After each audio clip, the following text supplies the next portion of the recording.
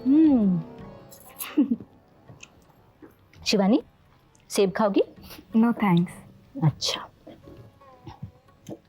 अरे तुम इन पत्तियों के पीछे क्यों पड़ी हो? लगता है तुम परफेक्शनिस्ट हो। वर्गो हो क्या?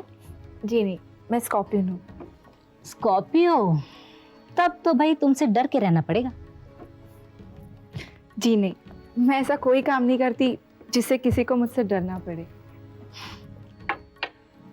अच्छा, लेकिन मैंने तो सुना है कि तुमने राहुल के दिमाग को ठिकाने लगा दिया।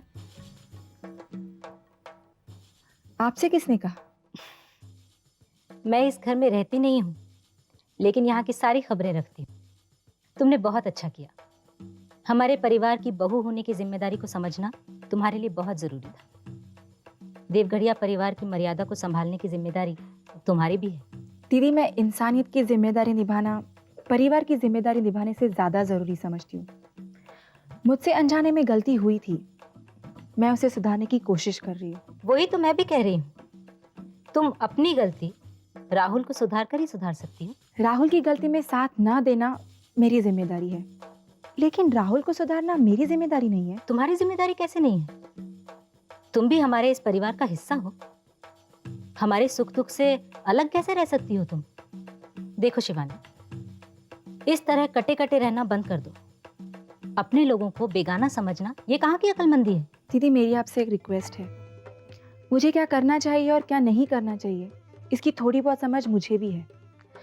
हमारे रिश्ते अच्छे बने रहे, इसलिए ये ज़रूरी है कि आप मुझे बच्चा समझकर समझाना छोड़ दीजिए।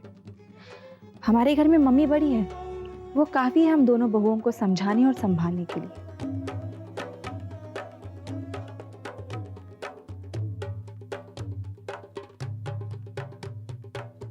बड़े तेवर हैं ठाकुरों की बेटी में। इस घर में मेरी क्या अहमियत है, ये इसे समझाना पड़ेगा। तुम बेकार बहस कर रहे हो अनुराग। तुम जानते हो मैं जो डिसीजन लेती हूँ उसे बिना वजह बदलती नहीं हूँ। तुम मनोहर से कहो प्रपोजल तैयार करवाने के लिए और सबको नोटिस भेज दो। मैं जानती हूँ बोर्ड ऑफ डायरेक्टर्स में अंबिका को छोड़ के कोई मेरे खिलाफ नहीं बोलेगा। मैं तुमसे बाद में बात करती हूँ। आइए आइए।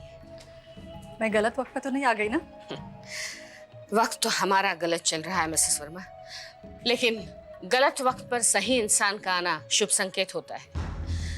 लगता है ऊपर वाले ने हमारी परेशानियां दूर करने के लिए आपको बड़ौदा से मुंबई भेजा है। आपको तो सिर्फ लगता है, लेकिन मुझे तो यकीन है कि मैं यहाँ आपके और सिर्फ आपके परिवार के लिए ही बड़ौदा से मुंबई आई हूँ। खैर, फिलहाल मैं यहाँ आपसे एक छोटी सी रिक्वेस्ट करने आई हूँ। ये तो मेरा सौभाग्य होगा अगर मैं आपके किसी काम आ सकूं। फरमाइए। राजेश्वरी जी, मेरा एक बेटा है, उसने सीए किया है, नौकरी की तलाश में है। अब मुंबई मेरे लिए नई जगह है, यहाँ मैं किसी को जानती भी नहीं कि अपने बेटे के नौकरी के बारे में कह सकूं। इसलिए मैंने सोचा आपसे क्यों ना पूछूं, क्या आपकी कंपनी में मेरे बेटे के लिए कोई जगह हो सकती है? ये आपने अच्छा किया मिसेस वर्मा कि सीधे मुझसे बात कर ली, क्योंकि हम दोनों एक दूसरे की जितनी मदद कर सकते हैं कोई तीसरा हमारी उतनी मदद नहीं कर सकता। अगर आपके बेटे में टैलेंट है तो उसके लिए हमारी कंपनी से बेहतर जगह और नहीं हो सकती। लेकिन फिलहाल मैं आपको सिर्फ आश्वासन ही दे सकती हूँ, क्योंकि जब प्रोडक्शन बंद पड़ा हो तो कोई नया अपॉइंटमेंट करना शायद मेरे बेटों को पसंद नहीं आए।